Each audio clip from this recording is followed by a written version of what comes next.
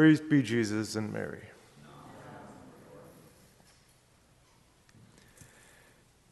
Today, the Church celebrates the feast of the presentation of the Blessed Virgin Mary in the temple. And this event isn't recorded in any of the canonical books of the Bible. But we do learn of it from the Proto-Gospel of James, the Gospel of Pseudo-Matthew, the Gospel of the Nativity of Mary, and other apocryphal books. And they relate that Mary, at the age of 3, was brought by her parents to the temple in fulfillment of a vow there to be educated. And it's very profitable or probable that the holy prophet Simeon and the prophetess Anna, who both witnessed the presentation of Jesus in the temple, had known his mother as a little girl in the temple and observed her truly unique sanctity. And this is actually confirmed in The Mystical City of God, a book written by Blessed Mary of Agreda at the request of the Virgin Mary. She mentions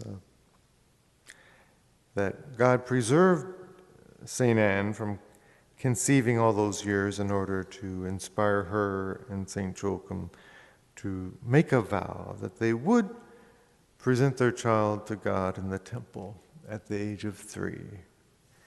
And they did this because if they hadn't, or God allowed this because if they hadn't made a vow to God, they could never have parted with such a beautiful child as Mary. And where better than in the temple could Mary be prepared for her mission? 12 years of recollection and prayer, and contemplation and sufferings were the preparation for the one chosen by God. Now, according to St.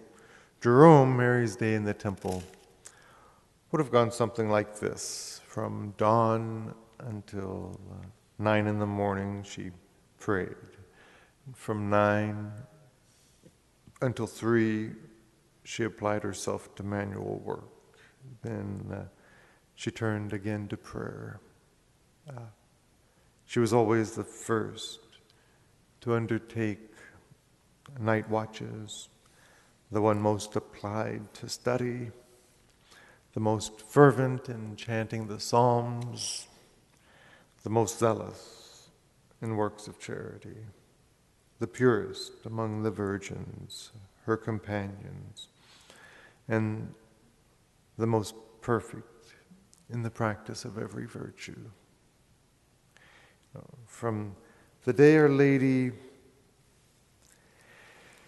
was presented in the temple till today and forever, she remains the example, par excellence for Christian virginity.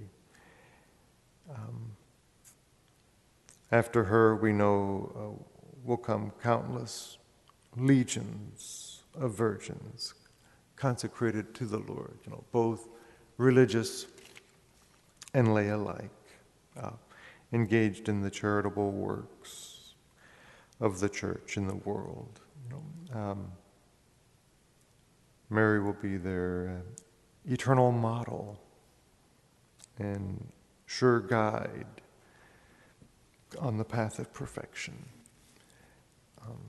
This feast stresses an important truth about Mary.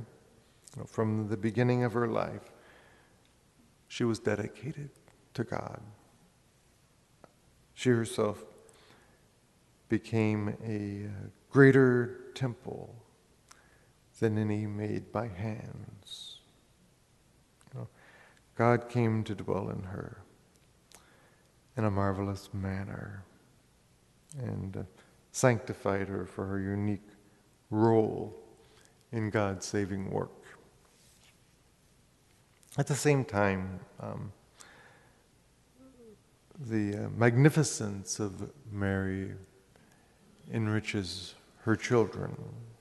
We too, if in a state of sanctifying grace, are temples of God and sanctified in order that we might enjoy and share in God's saving work. The consecration of Mary to God presented all the conditions of the most perfect sacrifice. It was prompt, generous, joyous, unregretted, and without reservation. And this is what our life must be. We need to follow our examples, the example of Our Lady in her loving service of God. And how pleasing it must have been to God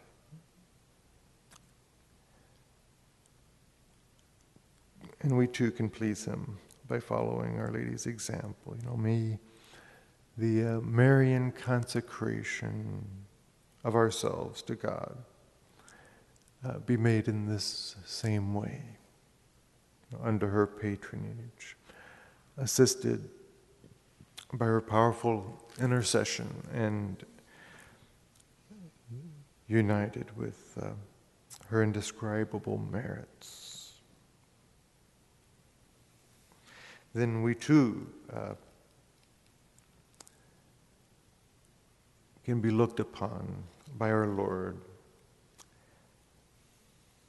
as faithful disciples and be referred to as His brothers and sisters and mothers.